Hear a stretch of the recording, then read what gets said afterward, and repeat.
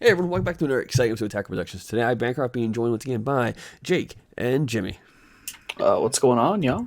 Hey, you did me last this time like you should. You complained about it last time, so I figured I would redeem myself for it for you. Like always, with buttons down below, feel free to click them, they're there for a reason. Today's matchup isn't actually part of our weekend event, but it's happened beforehand. I wanted to finally get some footage of Turles, and you all asked for Jake's Vegeta Frieza clan deck, so here we go. So it's me versus Jake, Turles versus Vegeta. Let's take it away, right? Yeah. I mean, there's really nobody to kick it to. We're just keep going. So, how do you feel about your current build of Turles? I like it. My only problem with it in green Turles, you're able to just combo the cards and play them outright. Where in yellow Turles, you have to combo them from your life to get them to play. Now, there is a one-drop Turles card that allows you to do that on its swing, so you kind of can do it twice in one turn, but it just feels a little bit slower. But I feel like yellow has a lot of just good staple cards between the extra cards and the like in-game boss monsters, quote-unquote, that it felt kind of right. Like I kind of didn't want to push all the way, and I still had open energy to do other things I wanted to do during my opponent's turns. Yeah, yellow is in just such a great spot right now where it can almost just find the hole in your opponent's game and take advantage of it. So, since you went first, it benefits this leader as well because the Tree of Might card doesn't specify if your opponent has energy or not. Just at the beginning of your opponent's turn, auto +1. And so I was able to get to 3 markers because you went first. Yeah, it's just a little piece of advantage for going second with Turles. Now, granted, this unison does not attack, but it does have the +1 on your opponent's turn to flip a life, -2 to search for a tree of whatever the fruit card it's called that gives the Turles battle cards or leader card the double strike. Fruit of the Tree of Might. Yeah. I think starting off with a unison with, so many markers for being turn 1, that is one of the most powerful parts of this deck, in my opinion.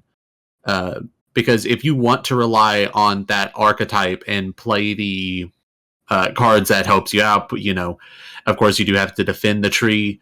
I've seen a lot of decks take a path where they play more of a spirit boost path, and they just use the fuel on their unison at the beginning just to rocket out some powerful spirit boost cards, and then just play good yellow stuff after that.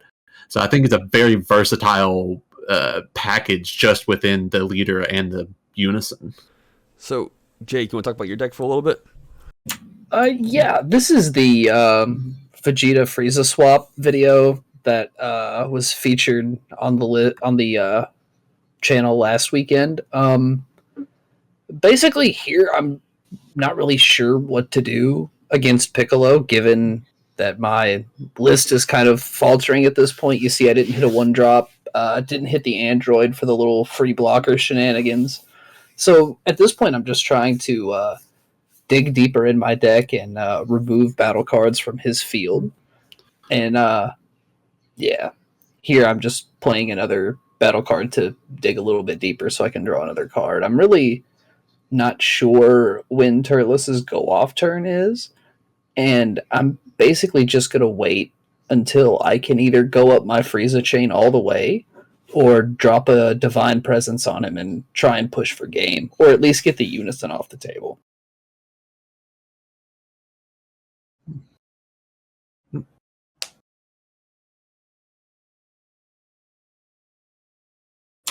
Yeah. So my brother came down and I had myself on mute for a quick moment. Sorry about that.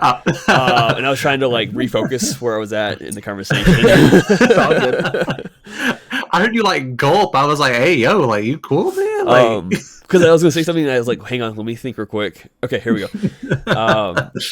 So that Goku's really good, especially with a red deck, where you're able to get out so many cards either for free or just cheap, good cards that come out and play. And yeah, I really like it in red-green as well, but go ahead. Yeah. I would say its activate mean allows it to keep its battle power throughout your opponent's turn as well, which just helps you keep it alive longer. And here I was just establishing just another blocker because they don't have unique, they don't have the condition if it's not on the board and yada yada yada. So, and the downside about the raisin and peanut combo though is that they don't flip a life back over where like Cacao does, and I think I can remember his name. It's the one that KOs a battle card 4 or less in rest mode if you Spirit Boost 1. It's not. Oh, it's not yeah. Diaz, that but one's good. I forget its name, though. Yeah. The 2-drop? Yeah, they're 2 drops. But here, you just counterplayed and got rid of my 2 blockers. I was like, well, technically, I did play Peanut. I could go ahead and activate its auto, which is where I took the life for it. And I started looking for the card, and I realized, so you'll see here in a second, I go to play it, and I pull it back. Like right there's a moment I kind of like, wait, hang on. Read the auto. Yeah. Nope, I can't play it. So I was like, I just failed to find. Yeah, and even though I wasn't super sure of the way the Turles cards worked, a lot of searchers that play cards from the deck in this game work that way, where you can only play 1 copy per turn. And I figured if I hit both of the copies of the other one, maybe this Yamcha could get me a little bit of mileage here and just kind of thin your board of those blockers for next turn when I plan on pushing at your unison. There are very few times where that Yamcha is applicable. Like, there's a lot of cards that play by skill, but when you see a value play like that, you kind of have to go for it on the Yamcha, especially if you don't know the matchup super well. Yeah, and as you can see, I'm kind of flooded with Yamchas. I just rode one right there. So I might as well use it now. And as you all saw last turn, I shot the gun. I forgot that Android 17 has your opponent has to have 3 energy for it. So when you play this card here, I'm like, does he just wants me to play it now?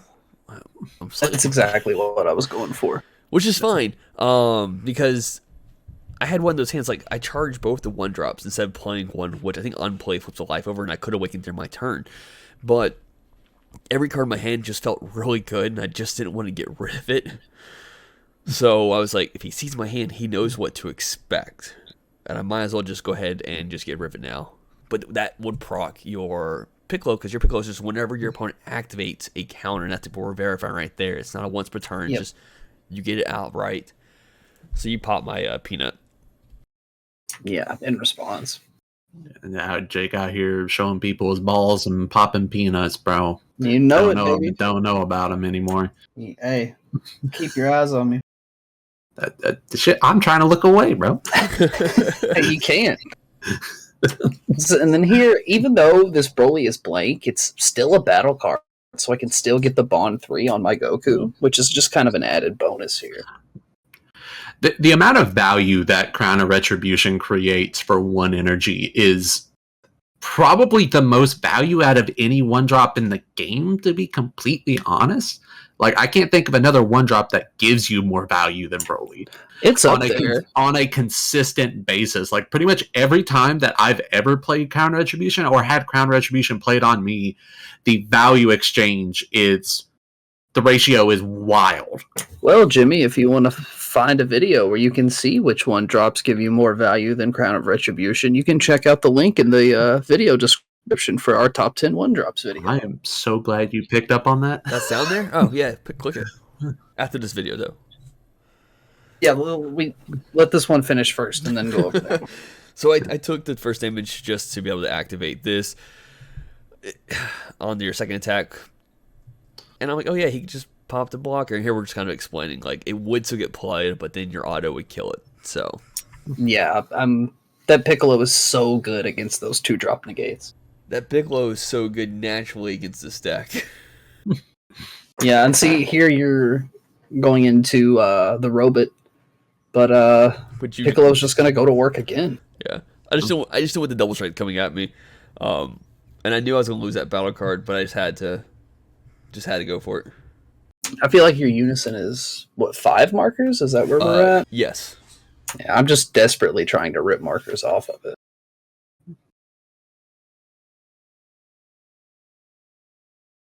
Man, you got to play that secret rare against me, which just felt really wrong. I think you're against my lead actually right now. I am. once you tapped up and played the robot, I was like, I'm at least gonna push at least 2 damage through here because you're what at 4 life. Yes. Yeah, so I'm going for damage if I can get it at this point. And I'm like, okay. And here you go to swing with Yamcha, and I'm like, tap a card, and you're like, oh. But you did it anyways. Yeah. Like, you still went with it. You still kept the attack going. And that's my plan, and I'm sticking to it at this stage. I feel like red has enough free effects that I can maybe survive off of 1 energy. I just need a little bit of heart of the cards.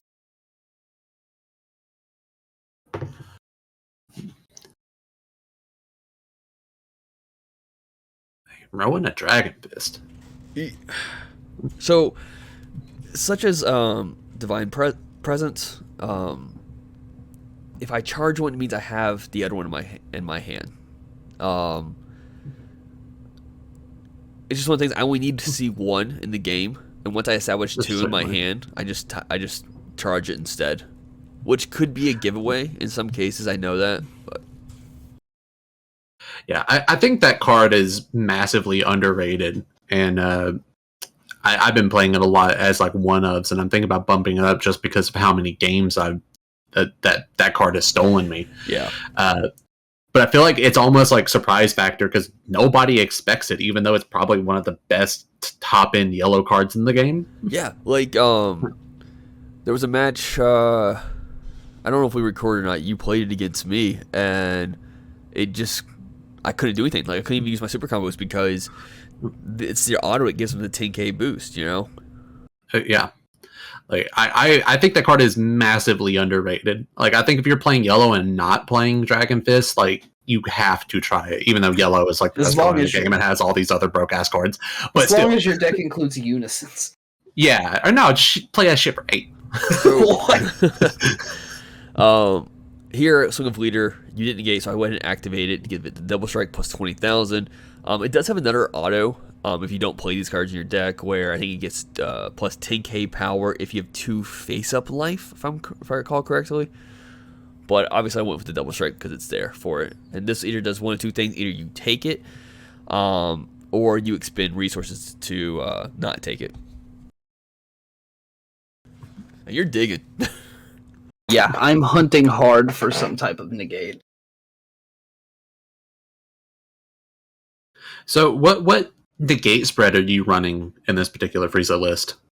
So in this version, I think I've got King Vegeta's Imposing Presence at 2, and then I think I have 3 testing the ops. And I'm really light on negates, just in general. For sure. And here I go ahead and activate the Spirit Boost to kill your Goku. Because now I know that you didn't take a double strike, so I can't really apply the last attack on you. So I'm going to work more on just kind of getting rid of your board. Yeah, which was a good call. Maybe I should have defended that Yamcha a little bit, but I just let it go.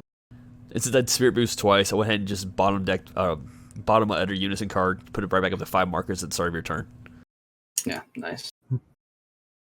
So basically, other than doing a couple damage to you, my whole last turn was nothing. It's that resource exchange, bro. Yeah. That's all that matters. That's all this game is. Other than... Well, I've played games where I've tried to grind out my opponent and it's come back to bite me as well. Where they win with fewer cards than I've got, you know? It's just some cards are just so singularly powerful that you can't really guarantee a win on grinding your opponent down. Sure. So I see a card that I love a lot in your energy, Omen of Awakening. How's that worked out for you? Honestly, I haven't got to cast it very often.